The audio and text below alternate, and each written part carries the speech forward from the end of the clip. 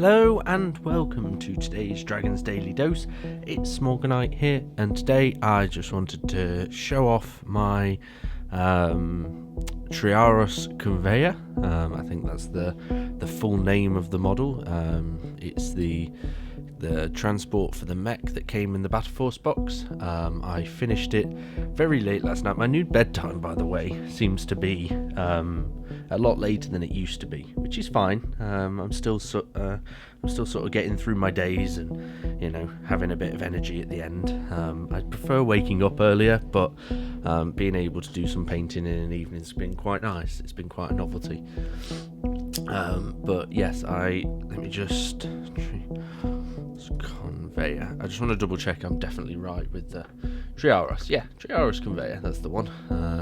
Now, I've put some pictures up on the screen. I've not taken pictures in the studio yet of it. That will be down the line when I think the whole set is done. That's when I'll look at getting the studio boards out and getting the backboard out to be able to take some professional photographs of it. But as I say, I really enjoyed building and painting this. I think I enjoyed the building more so because I was under the impression that I would only be doing one, but my kind of excitement for it has opened the door to, well, if another one ended up on my painting desk, it wouldn't be the end of the world. But I didn't put any transfers on it because the way I've done my mech vehicles, I didn't actually have any transfers on. I know there are new transfers in the box, but I thought that what I would do is I would just have this as a blank one. Minion and I did also talk about when we make the rules for this for 7th edition, what we will do is we will allow Secretary to be able to be in one, the Titan Guard, because it kind of makes sense. He wanted Skitari in there, and I sort of said, oh, hang on a second, does that mean Secretary could go in one? And he all of a sudden sort of went, I guess so, yeah, I guess that means that it would. And that's quite exciting, having the Secretary in one. So if ever another one ended up on my painting desk, it wouldn't be the end of the world. Especially when they're sort of released in plastic separately down the line. That would be quite exciting to get another one painted up and maybe paint it in black, 'cause that's how I did my Secretary in comparison to my sort of other Thallax and other troop choices that I'd got. I did the Secretary in like black capes and a bit darker, just because being the Titan Guard for Legio Ignatum, I thought, why not? So yeah, I'm pretty pleased with how the Triaros has turned out. It was a lot of fun, as I say. I enjoy painting my mech, and then here's some photographs of it on my armchair, just with a light on it. I also painted underneath the models.